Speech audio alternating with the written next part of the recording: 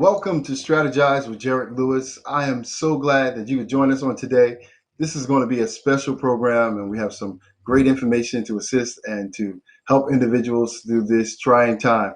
I want you to share this. Let somebody know what's going on, and certainly feel free to make some comments throughout the show, whether you're watching on Facebook Live or YouTube or even our website, jaredlewis.com. I want to let you know this is video on demand. You can watch this anytime, anywhere. But most importantly, I want you to sit back, enjoy yourself, and have fun and learn a lot as we deal with one of the challenging part of life, but we're also here to help you navigating it through. Once again, get ready and let's have a good time.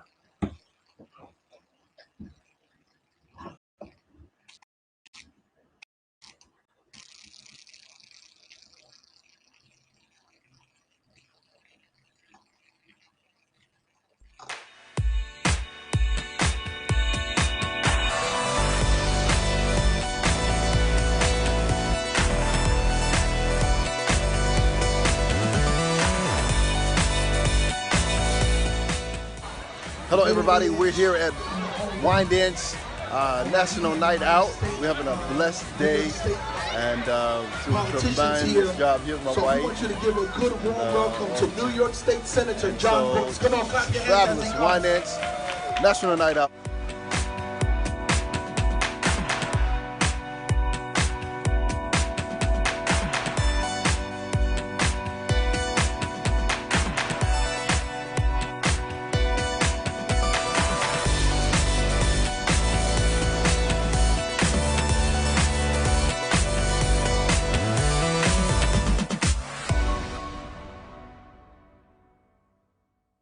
Calendar is now open for virtual ministry. I am available to be a Sunday morning online guest speaker, a midweek Bible study guest speaker via online. I am providing virtual training for men ministries, leadership, and community event. If you're looking for an online presenter, I am available to do classes, webinars, interviews. You can access me through Facebook, Instagram, Zoom, YouTube, and different websites. Connect with me, Jared Lewis, on Instagram and Facebook. Also view our live streaming and a video on demand on jaredlewis.com. Hello, everybody. Thank you for joining us for our Focus 40 days of increasing our effectiveness. Today's principle for day number 10 is interaction. We're more interdenominational, we're more ecumenical, we're more inclusive as opposed to being exclusive, because we understand that we have what people need and people have what we need. Understand this, that my mother taught me this principle. Innovation often comes from interaction. And so when we follow Christ's method, how Jesus united us all, he's the greatest example by being a servant leader. We today can also transcend barriers. I want you to think about ways that you can transcend barriers in your circle, your surrounding, and in your culture. Think about it. Write it down. Buy a new book. It starts by serving. It will bless you. Have a great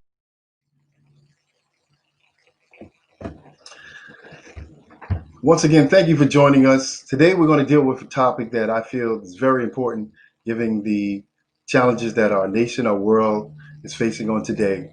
We're going to deal with the topic of ministering and mourning. And we are privileged today to have the Director of Bereavement Services for Good Shepherd Hospice, Miss Mary Beth McKeever.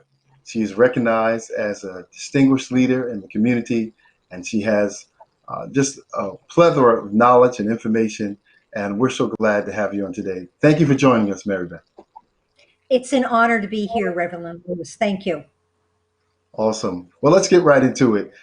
We have several individuals who submitted questions to our clergy association, to our congregation, to students of our Digital Divinity Online School, and certain community partners who have submitted questions. And I think one of the first questions that comes up is, how do we deal with the stigma of some faith leaders who have not really embraced the importance of professional mental and emotional health services? Okay, well, I understand that historically, faith traditions might have been somewhat reluctant to talk about mental health issues. Now, I've been a practicing clinician for 35 years, and because I'm a dinosaur, I've been around to witness a lot. And one of the things that I have witnessed is significant movement in regards to collaboration between faith leaders and mental health providers. I see a lot of positivity in that area. I'm certainly aware that a person's faith leader is often the first professional that they turn to when they're in pain, when they're struggling, and when there's tragedy. But I do believe that as professionals that interface with grieving people, that we recognize, and as time goes on, we recognize more and more mental health professionals, faith leaders, the importance of mental health. And we cannot deny the statistics. When we look at it today, I believe the most current statistic is 1 in every 5 adults is diagnosed with a mental illness. Suicide is the second leading cause of death between young people ages 12 to 30. So this is something all around us. And what I've experienced is, again, a collaboration of professionals. Certainly, where I work in hospice, one of the foundations we know to be true is faith, prayer, and spirituality. So Wonderful. significantly contribute to people's mental health. Let me ask you this. That was a great response. Let me ask you this.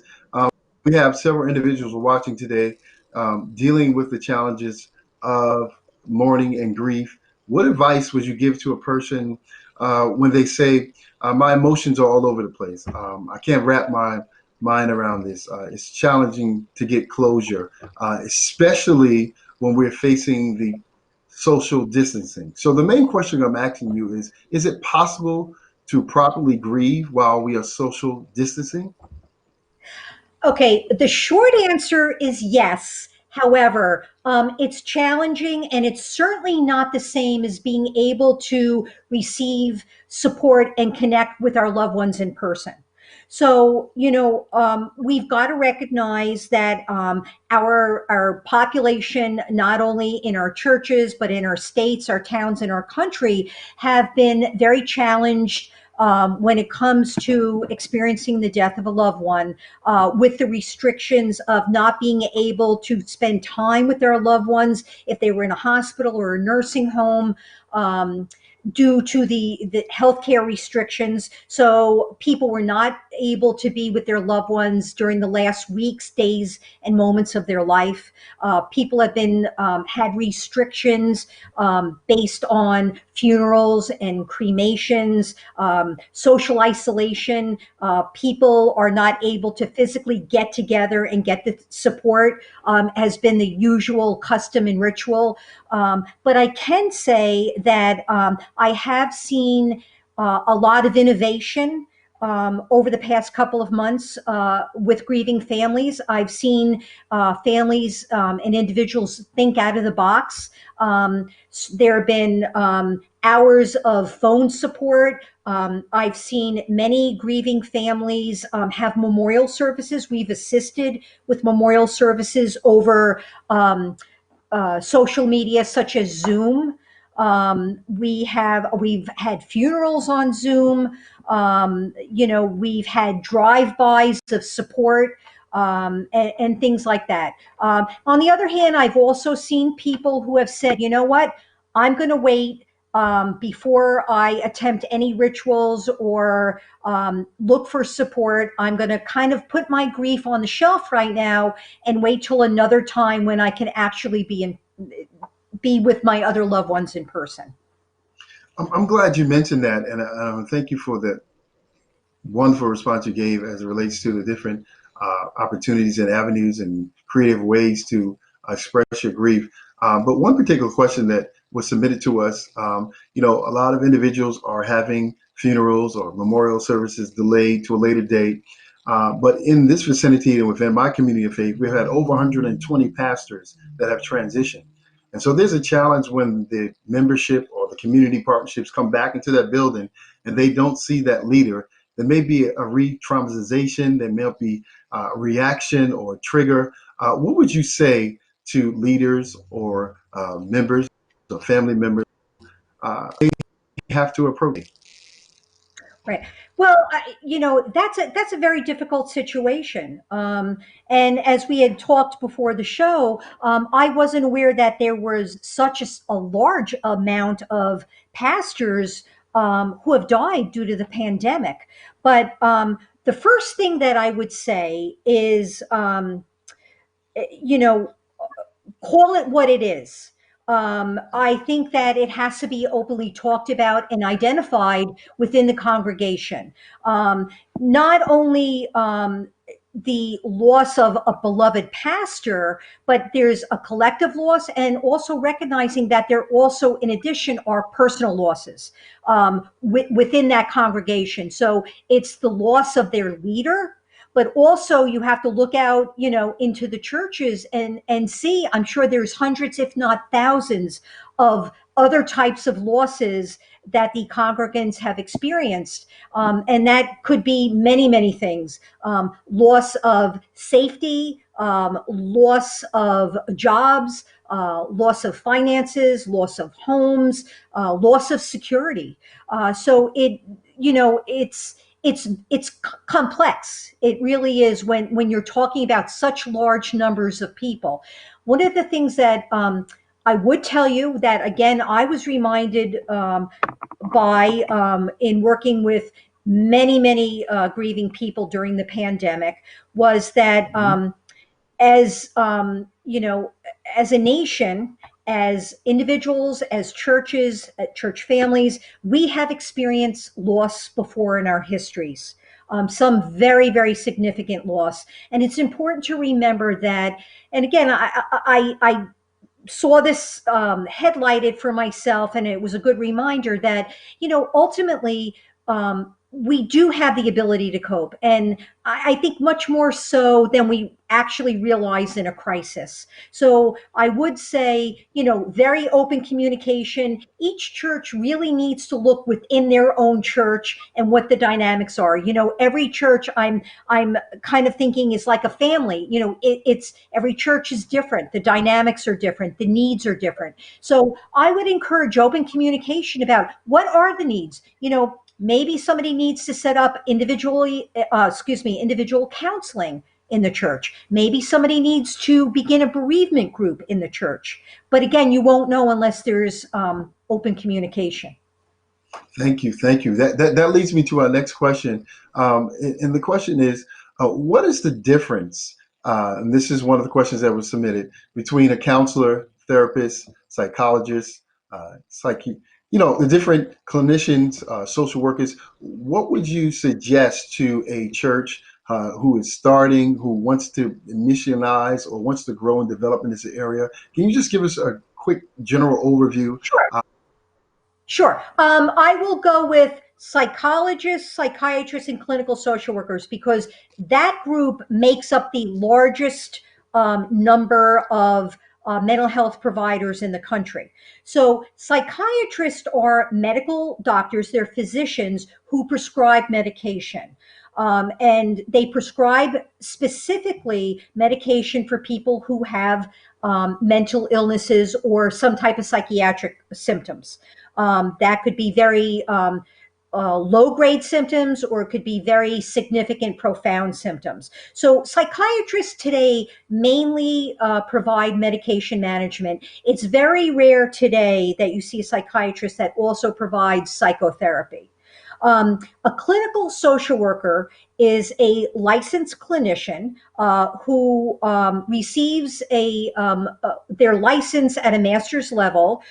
They are able to make clinical assessments. They're able to give psychiatric diagnosis, as well as provide psychotherapy.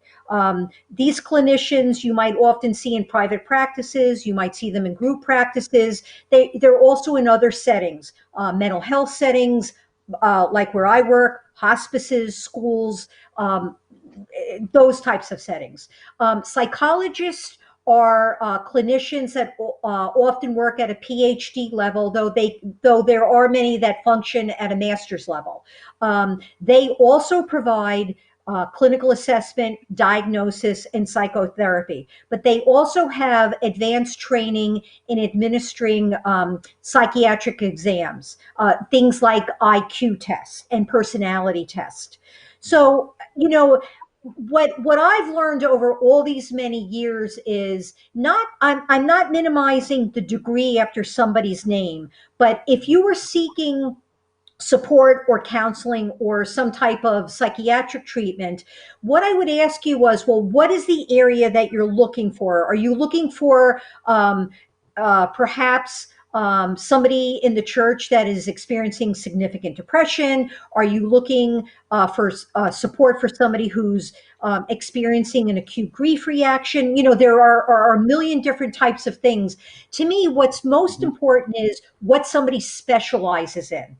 And, often you'll see when you look at people's bios, they'll tell you what they specialize in. So, think about it. You might have a clinical social worker who in their career might have seen 10 women who struggle postpartumly. And then you might have a psychologist who happens to specialize in that. That's their area of specialty. And maybe they saw 3,000 people in that population in their career. So, who would you want to go to? You would want to go to the person that has the most training and the most clinical experience in the area that you're looking for.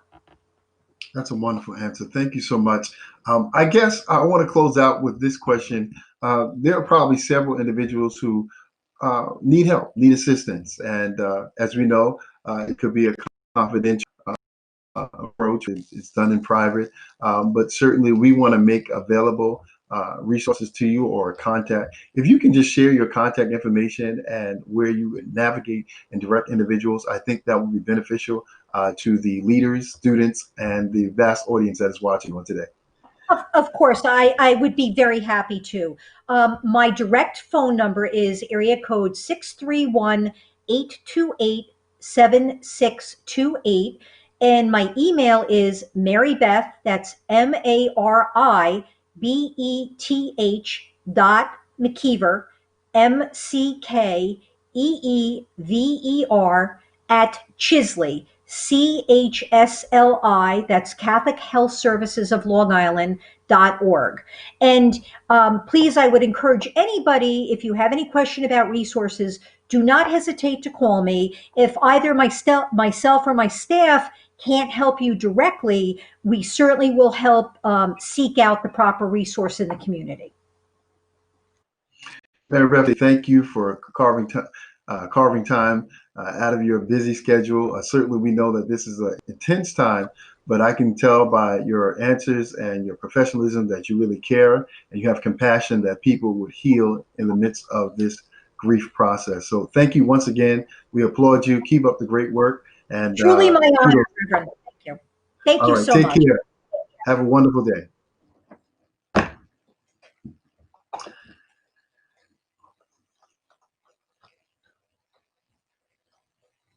Leader, balancing your ability and your anointing. How do you build your relationship with God? How do you maintain a seamless, synergetic relationship with your pastor? A free worship leader class. I'm inviting all worship leaders to join me and my special guest, John McClure, worship leader at Agape Family Worship Center. He's a Sunday best runner-up. More importantly, he loves to worship without compromise. Join us for this free worship leader class. Tune in and connect with us on Facebook, YouTube, and JarrettLewis.com. I pray that you were blessed by this broadcast on today. Consider giving an offering today of $20 or $50 or $100.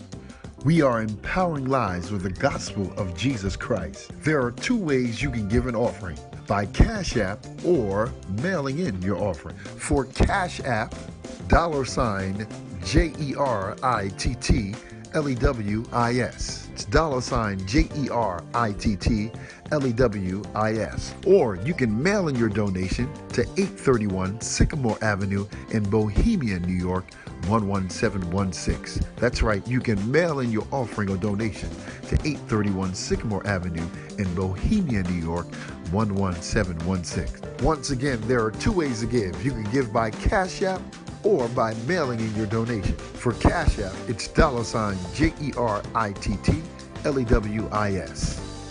Or mailing your donation to 831 Sycamore Avenue in Bohemia, New York, 11716.